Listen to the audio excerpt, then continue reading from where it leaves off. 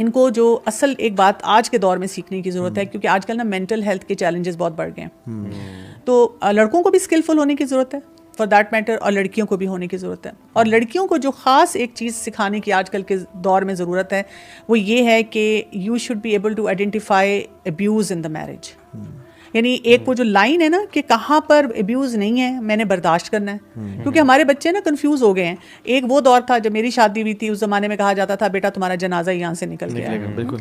अच्छा, अब उसका एक ऑपोजिट आ गया हुआ है कि बेटा एक लफ्ज़ भी बोले तो वापस आ जाना। हाँ बिल्कुल, एक ऐसी बात है। दोनों चीज़ें बैलेंस नहीं है ना। तो इसमें बैलेंस इस तरह से आ सकता है कि आप अपनी जो यानी कि पूरा वो समझें कि कहाँ तक अल्लाह ताला ने कोई मुझ पे फ़राइज़ रखे हैं, कोई मुझे हकूक़ अदा करने हैं, उस लाइन को मैं ब्रीच नहीं कर सकती। अल्लाह को हमने जवाब देना है ना एंड ऑफ द डे। तो ये जो ज़िंदगी के सारे रेले मेले लगे हुए हैं, खुशियाँ गम, हमने तो अल्लाह ताला को बताना है कि अल्लाह ताला जो आपने हमें सिस्टम दिया था हम उसमें अपनी तरफ से पूरी हमने एफर्ट की है कि हम आपको राज़ी कर सकें। ये है ज़िंदगी का मकसद। वो जो एक सिंड्रेला स्टोरी है ना, हैप्पीली एवर आफ्टर, वो तो नहीं है, वो नहीं ना हम करें। और अक्सर तो स्टोरीज ख़त्म भी, शादी भी हुई है तो लिखा था हैप्पीली एवर आफ्टर। अभी तो शुरू हुआ है, अभी तो असल जंग शुरू हुई है। उसके बाद मूवी बन नहीं सकती ना, वो तो कॉन्फ्लिक्ट शुरू रहता है। हैप्पीली एवर आफ्टर लिख के मूवी खत्म कर देते हैं। वो कैसे दिखाएंगे कि वो सिंड्रेला पोछा मारी है घर में और गोल रोटियां पका रही है और पसीने निकल रहे हैं और वो सारा, और हस्बैंड घर से थका हुआ, ऑफिस से थका हुआ आ रहा है, वो बेसिकली उससे पहले वो इंटरेस्टिंग नहीं है ना रियल लाइफ स्ट्रगल्स। ब्रो इसमें सबलिमिनल मैसेज क्या है कि your life is beautiful right before marriage. जो आपका रिलेशनशिप है ना, वो आपका असल ब्यूटी है। व्हेन दिस हैपेंस, उसके बाद आप जाने आपका रब जाने। सो जैसे आपने बात की, the first point is we should be careful in deciding who to get married और नॉट, और उसमें क्या क्या क्वालिटीज़ होनी चाहिए। हम सबसे बड़ी जो पहली गलती करते हैं, खैर ये पूरा टॉपिक है, हम इसमें भी नहीं जाएंगे, हम अभी मैरिज के अंदर आएंगे,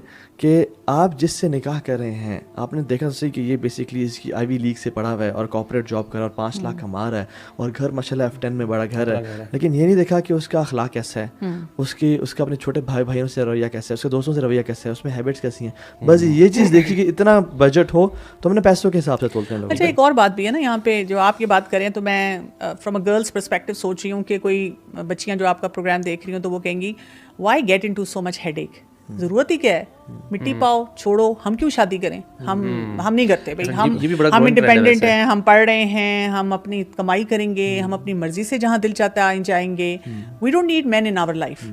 अब ये भी एक देखें कि उसका एक रिएक्शन निकल आया ना, कि जब हम ये भी कह देते हैं कि भी बहुत सोच समझ के फैसला करना है, बाद में पोचा भी लगाना है, बाद में रिस्पॉन्सिबल फैक्टर्स भी हैं, लड़के भी आजकल यही फिर पेरेंट्स को कहना शुरू कर देते हैं।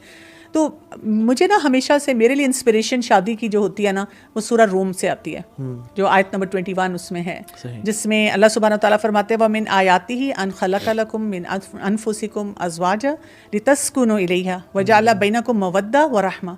यानी 3 फैक्टर्स शादीशुदा ज़िंदगी में, ये 3 फैक्टर्स होते हैं, आ सकते हैं, उन पे वर्क किया जा सकता है, उनको वर्केबल प्लान में लाया जा सकता है। सुकून, इस वक्त हर शख्स सुकून चाह रहा है। दूसरी कोई चीज़ चाह रहा है मोहब्बत, मवद्दा। तीसरी चीज़ रहमत, ब्लेसिंग्स हो, एक हम अच्छी ज़िंदगी गुजारे। तो वो जो आपका शुरू का सवाल था ना, आइडियल, अगर हम वाकई उसको डिफाइन करना चाहें ना, तो ये 3 चीज़ें शादीशुदा ज़िंदगी में मिलती हैं अगर हम उन पैरामीटर्स को, उन स्टैंडर्ड्स को मैच करें। एग्जैक्टली। इसमें इवन जो अभी हम सिलेक्शन की बात कर रहे थे, कुछ नबी सल्लल्लाहु की हदीस है जिसमें उन्होंने 4 चीज़ों का जिक्र किया कि आप लीनिएज को देखते हैं, आप उसकी खूबसूरती को देखते हैं, आप उसके माल और उसकी दीन को देखते हैं, और दीन को सबसे ज़्यादा प्रेफरेंस देनी चाहिए। अच्छा, इस पे भी कुछ काफ़ी लोग मैंने देखा है कि लोग दीन को देखते हैं, और दीन में ना उनका क्राइटेरिया बड़ा अजीब है। दीन में वो औरत के अंदर हिजाब और निकाब देखते हैं और मर्द के अंदर दाढ़ी देखते हैं, दाढ़ी और पांचे। सही बात है। मतलब ये दीन का तो मतलब ये दीन नहीं है ना टोटल। दीन में अभी हमने जो पार्ट डिस्कस किया, इखलाक कैसा है, उसकी डीलिंग्स कैसी, पब्लिक डीलिंग्स जो मामलात है ना, आई थिंक दिस ये सबसे बड़ा इंडिकेटर होता है उस इंसान के दीन पे कितना वो दीन पर है। इफ़ ही इज़ उसके जो जिन लोगों के साथ वो उठता बैठता है, उनके साथ मामलात में ऊंच नीच करता है, कहीं पे थोड़ी बहुत गड़बड़ है, उसका गुस्सा बहुत सवेर और वो फ़ौरन निकाल देता होता है, जहाँ उसको आता है कोई लैंग्वेज पे कोई कंट्रोल नहीं है। These are big big question marks. अच्छा देखिए, अब यहाँ पे खुरम ये बात भी है, वो जैसे हम कहते हैं ना कि हम असेस करते हैं अपने आप को ऑन आवर इंटेंशन, और दूसरे को असेस करते हैं ऑन द एक्शन। हम कहते हैं मतलब मैंने तो अगर मुंह भी बनाया ना तो मेरी नीयत बड़ी साफ थी, तो दूसरा इंसान ना उसकी नीयत साफ नहीं हो सकती क्योंकि उसने ये एक्शन किया था। तो हस्बैंड वाइफ के कॉन्फ्लिक्ट में ये भी बहुत बड़ी बात होती है कि हम प्रूव करते हैं कि मैं ज़्यादा सही हूँ, मुझे ज़्यादा आता है, मैं ज़्यादा अक्लमंद हूँ, और वो जो दूसरा मेरा स्पाउस बता रहा है ना, वो उसमें बहुत बड़ी गड़बड़ है। मेरे पास तो अक्सर लोग जब कोचिंग के लिए भी आते हैं ना, तो वो 4 ही होती हैं ख़वातीन के, किसी तरह मैं उनके मियाँ को ना कोई टेलीपैथी से या कोई रिमोट कंट्रोल सिस्टम ऐसा हो कि उनको ठीक कर दूँ। तो जब मैं उनको बताती हूँ कि इसमें आपको अपने आप को इन एरियाज़ में फिक्स करना होगा ना, तो बहुत उनको तकलीफ होती है कि आपको तो ह्यूमन राइट के लिए खड़ा होना चाहिए। वो तो ये भी चाहते हैं कि बस हम और आप मिलकर इकट्ठे हस्बैंड की बातें करें और तो अभी मैं आपके पास ना हस्बैंड को लाऊंगी, आपने सेट कर देना है। जैसे मैं कोई मैकेनिक हूँ, मैं कोई ना वो पेज कैसे हो, कोई नट लूजर जी बाजी ये आपके 500 रुपये हो गए, ये मैकेनिक है, ये बंदा ठीक हो गया। तो this is not the way, right. और वो एक कहते हैं कि before choosing look at the compatibility. Compatibility बड़ी इंपॉर्टेंट चीज़ है कि केमिस्ट्री कितनी मैच करी है आपकी।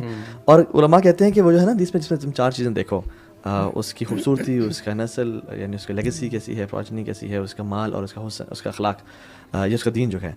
तो उलमा ये कहते हैं कि तुम पहले कंपैटिबिलिटी देखो, और जब तुम्हें मिल जाए ना फिर उसमें दीन देखो। अगर दीन नहीं है तो you will be rejecting the compatibility.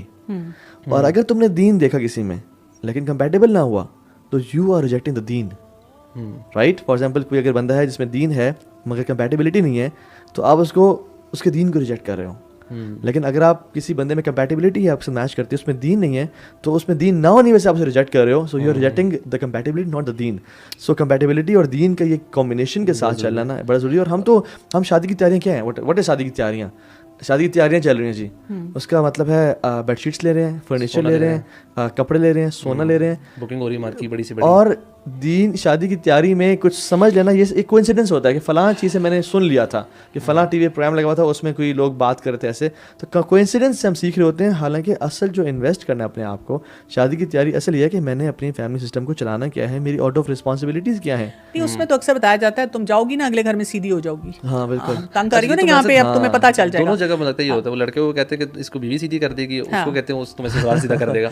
दोनों जब जाते हैं। और शादी के बाद स्टोरी ये होती है कि तुम बीवी के नीचे लग गए हो, और लड़की को कहा जाता है कि तुम मियाँ को सीधा नहीं कर सकती, तुम उसको सीधा रखो। दोनों फैमिली से शायद यही ताने चल रहे होते हैं। अच्छा, वैसे मैं डॉक्टर आपसे पूछूंगा कि अगर आपसे मैं पूछूं कि टॉप 3 थिंग्स, आपके पास भी काफ़ी सारे केसेस आपको डील करती हैं, 3 ऐसी प्रॉब्लम्स जो मैरिज में आपको लगता है कि सबसे ज़्यादा कॉमन है इस वक्त। Intolerance for one another from both sides. Intolerance बहुत ज़्यादा मुझे नज़र आती है। दूसरा, ग्रेटिट्यूड की कमी नज़र आती है, शुक्रगुजारी नहीं है कि जो कुछ भी हम एक दूसरे को कर रहे हैं। और तीसरा, कम्युनिकेशन स्किल्स ठीक नहीं है। यानी कई दफ़ा आप दोनों बात सही कर रहे होते हैं, लेकिन वो एक दूसरे से जिस तरह कम्युनिकेट कर रहे होते हैं ना, वो दुरुस्त नहीं होता।